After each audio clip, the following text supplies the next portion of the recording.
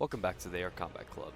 I am Cadet First Class Zachary Bollinger, and today I'm going to show you the fundamentals of our sims and how to prepare a jet for BFM, or as you know it, dogfighting.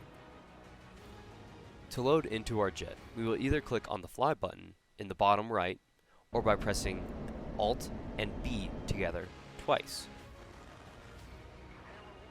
Once in, we can begin to fly our jet. If you've never flown before, we'll cover basic aircraft controls. If you are familiar with flight controls, skip to the BFM chapter. Ailerons control our roll control. Stick left to roll left.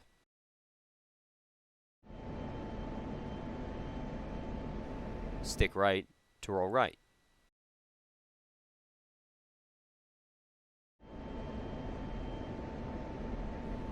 Elevators control our pitch movement.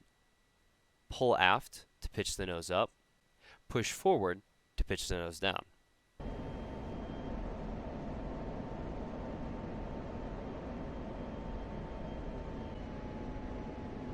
Rudder control will be added later for our sims due to funding considerations.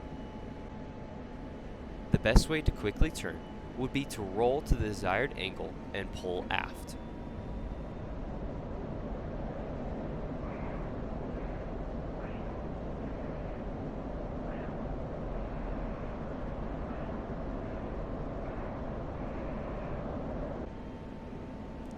Throttle control will be at the left hand, pulling aft to decrease thrust and pushing forward to increase thrust. To enter Afterburner, there will be a noticeable click upon visual inspection, seeing the throttle rotating and continuing forward in the Afterburner section. Outside of BFM, the pilot must be careful with its use, as it does consume large amounts of fuel.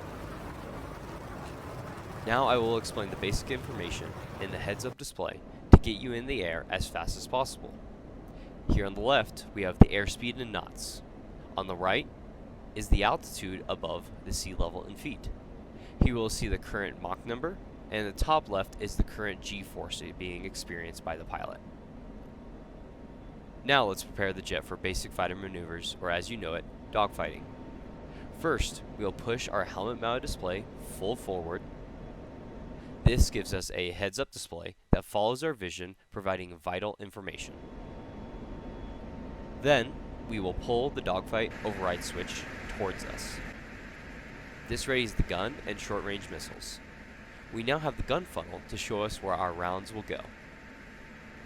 To get a firing solution, we will need to turn on our radar to lock onto our opponent by pushing the target management switch forward. When you see no rad disappear off the top of the HUD, this shows us that the radar is on. Now we can lock up our opposing aircraft and begin to prepare to fire. With the target locked, we are provided a radar-assisted firing solution. We want to put this circle onto our target aircraft and fire. Splash 1. In BFM, we also have access to short-range Sidewinder missiles. To use these, after going into our dogfight override, place the Seeker Diamond over the Bandit. We will then begin to get a tone from the jet. We can then press our uncaged switch to lock the target.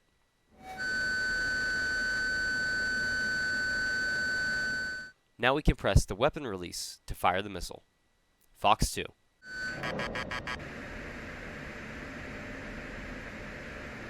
Splash 2. We can also place the missile into bore mode, and the seeker head will follow your vision to its own physical limit and repeat the same uncage and firing process. Fox 2.